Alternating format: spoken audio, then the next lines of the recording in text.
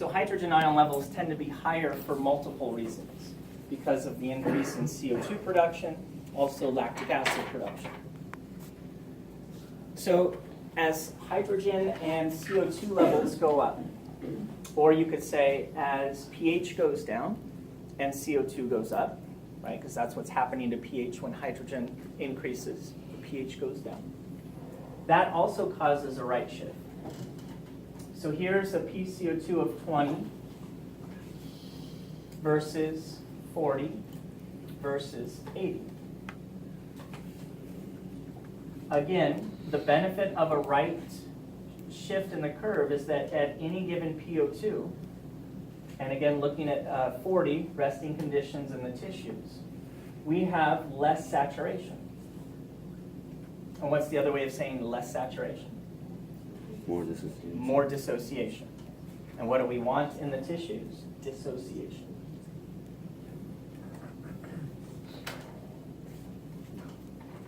So there's two things that are occurring during exercise that enhance unloading of oxygen and therefore delivery of oxygen to the tissues.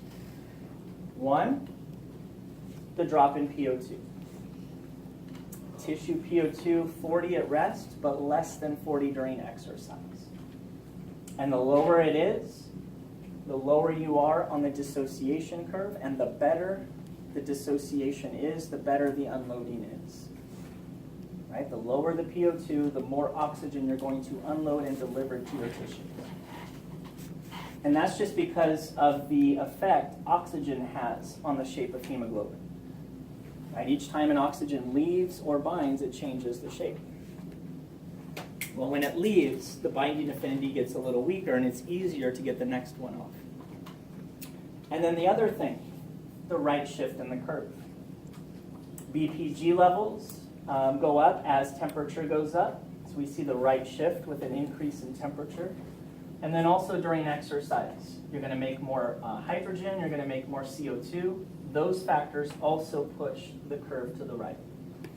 You want a right shift in the curve to enhance dissociation and therefore unloading.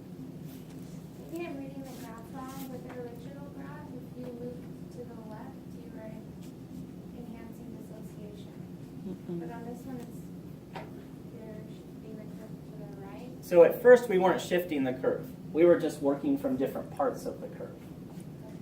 So the plateau is where you have a big drop in PO2 but virtually no drop in saturation. And then the steep part is where you have a small drop in PO2 giving you a pretty big drop in saturation, a big enhancement in dissociation.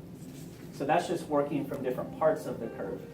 And then say we're working from this part of the curve right here, the steep portion. So even if we don't change PO2, if temperature goes up, BPG goes up, CO2 goes up, hydrogen goes up, all of those things shift the curve to the right. But we're still working from the steep portion. So it's still the same PO2, right, just for the comparison. And we've enhanced dissociation by shifting the curve to the right.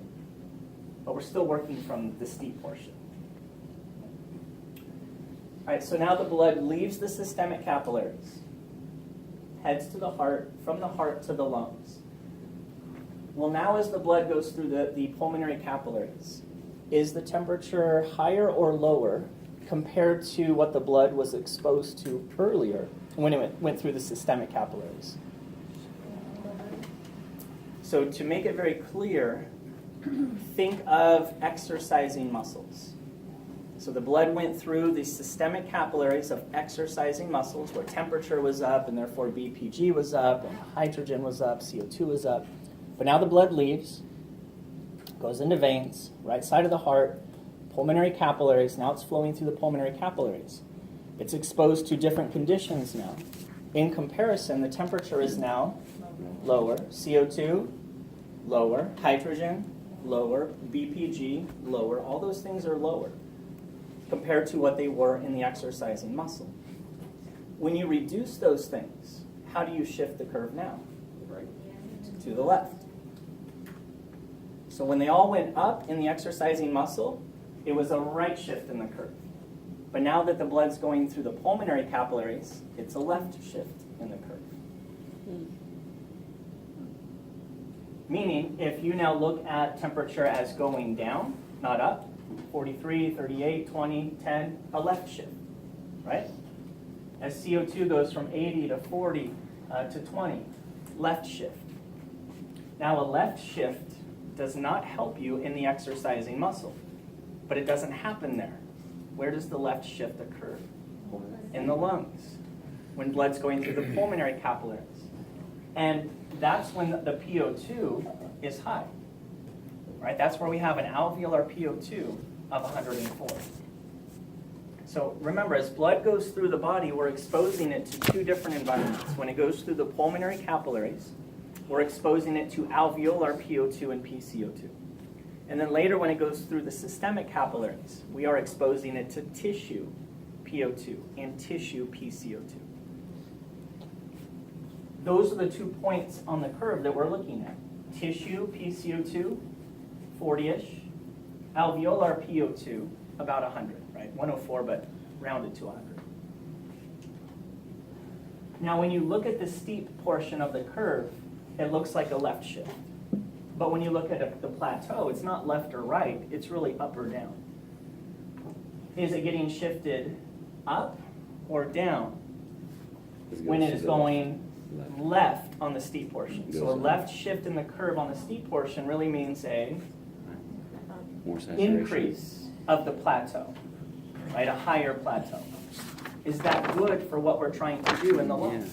Yeah, trying to get more saturation. So that means at any given PO2, you have higher saturation. So it's beneficial to what we're trying to accomplish there. So does Right? So it's good that as blood goes through the systemic capillaries, it encounters higher temperature and BPG and CO2 and hydrogen, because all of those things shift the curve to the right and enhance dissociation. And then as blood goes through the pulmonary capillaries, now it's exposed to lower temperature BPG, CO2, hydrogen, giving you a left shift, but we're not looking at the steep portion, so it doesn't really look like a left shift. It looks like an upshift at the plateau.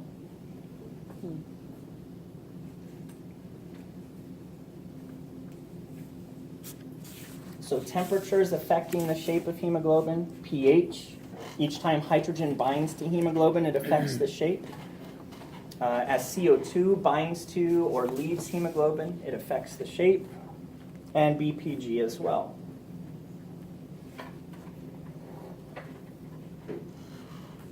So anytime the binding affinity changes, anytime there's a shift in the curve, it's because we have changed the shape of hemoglobin. One of these factors is having an effect, or multiple factors at the same time is having an effect on the shape. So here they're just putting it all together. So here we're looking at PO2 in the tissue. So are we focused on saturation or dissociation? We're focused now on dissociation. We're looking at blood going through the systemic tissues. So as blood encounters a lower pH, higher CO2, higher temperature, the curve gets shifted to the right. So it looks like we're down to maybe 15-ish PO2. Well, that's going to bring the saturation down, even without the shift. It's going to bring the saturation down quite a bit from resting conditions, right? So we're moving down the steep portion of the curve just because blood is being exposed to a lower tissue PO2. And then on top of that, not only are we working from a lower portion of the curve itself has been shifted to the right, further decreasing saturation. So here, saturation is under 20%. The lower the saturation, the more dissociation, the more unloading, the more oxygen we deliver to the tissue. Over here, we're looking at the PO2 in the lungs. What are we trying to achieve there? Loading, saturation. We're working from the plateau. already we're going to get really good saturation at this high PO2. We are just further enhancing that by shifting the plateau up a little bit. So right shift occurs in the systemic capillaries, the tissues of the body. The left shift occurs in the lungs as blood goes through the pulmonary capillaries. There's some terminology that goes along with this. Looking at how hydrogen or pH affects the binding affinity between oxygen and hemoglobin, that's the Bohr effect. So the Bohr effect tells you that as the pH goes down, meaning hydrogen levels have gone up, it shifts the curve to the right and enhances O2 unloading.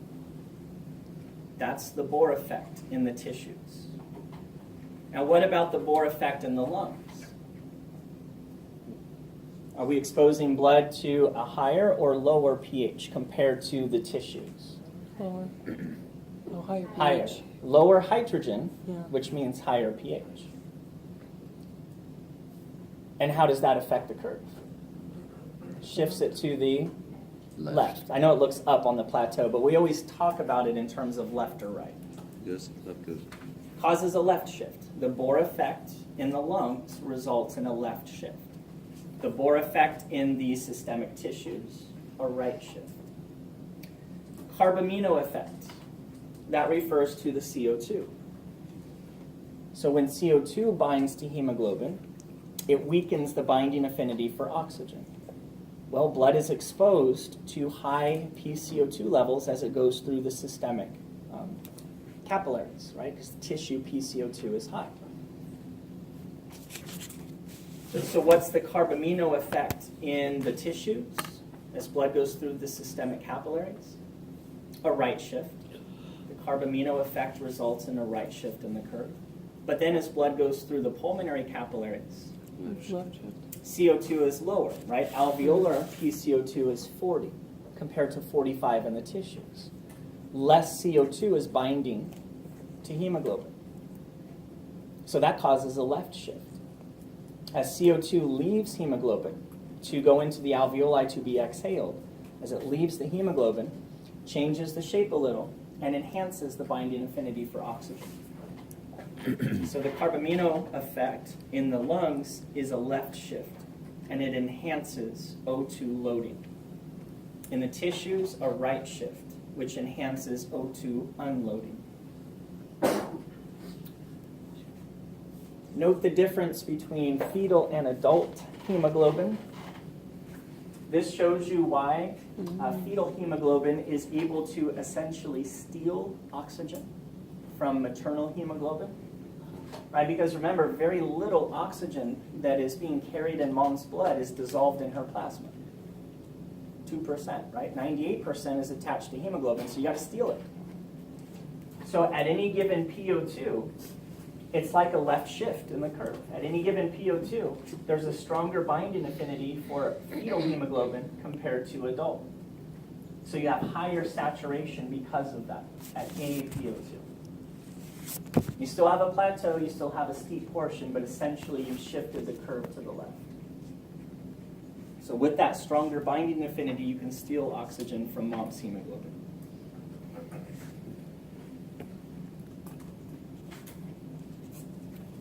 Transport of CO2.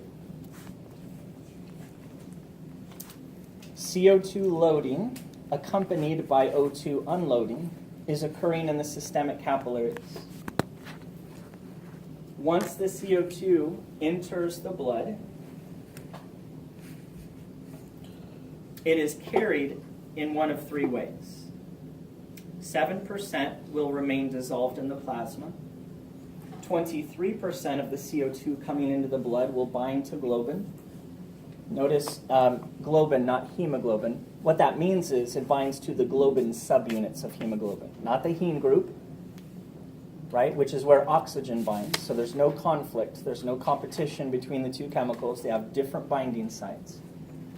So oxygen binds to heme, the iron in the middle of the heme, and CO2 binds to globin, the amino acids. And then the remaining 70% is converted to bicarbonate ion. How is it converted to bicarb? I actually showed you right over here. CO2 binds with water, forms carbonic acid. So you could say it's being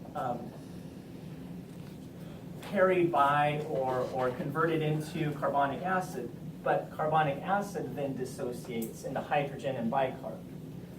HCO3 minus. That's a funny C. HCO3 minus. So now that's where the CO2 is. The CO2 is in the bicarbonate ion.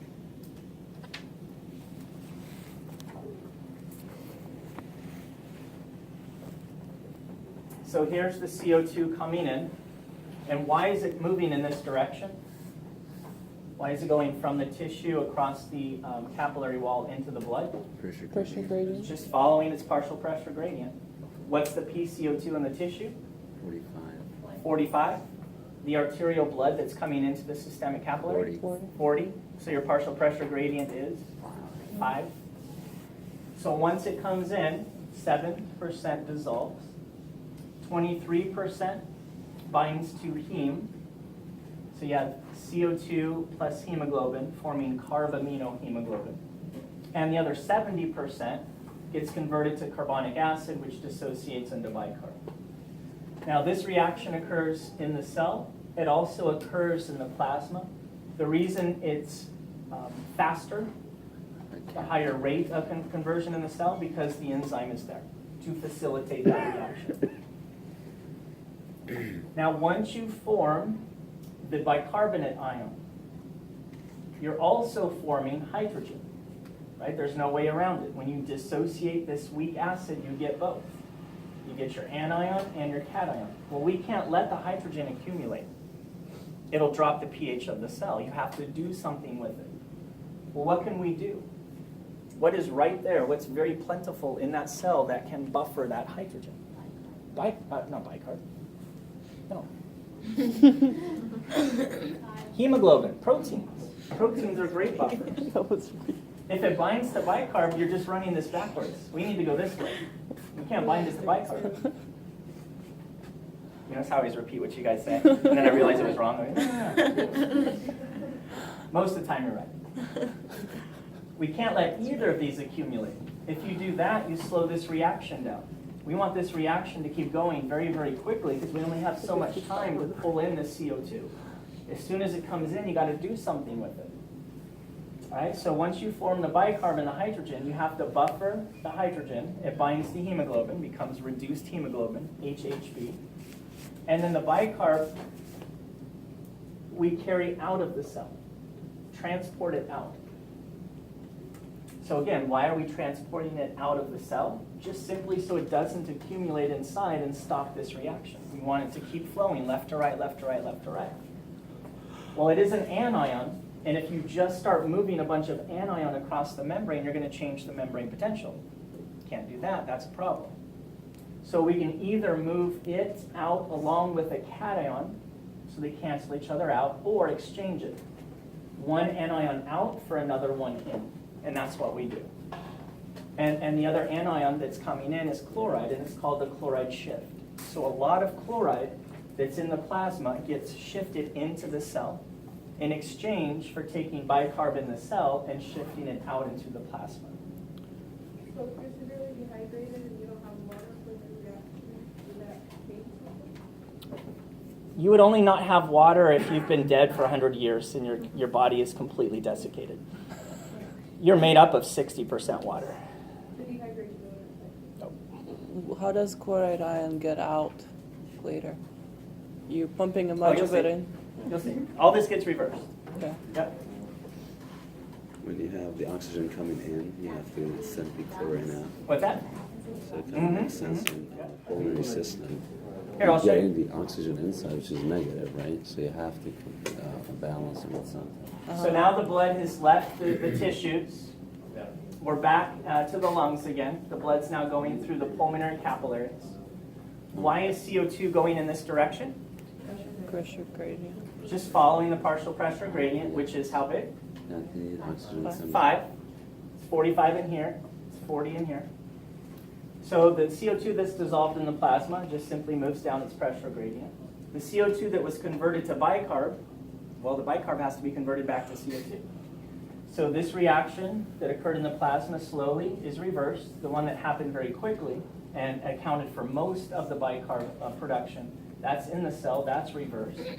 So now is when you take the chloride that you shift it into the cell and you shift it back out. So think of it as a reverse chloride shift. And as you shift the chloride out, what's coming back in? The bicarb.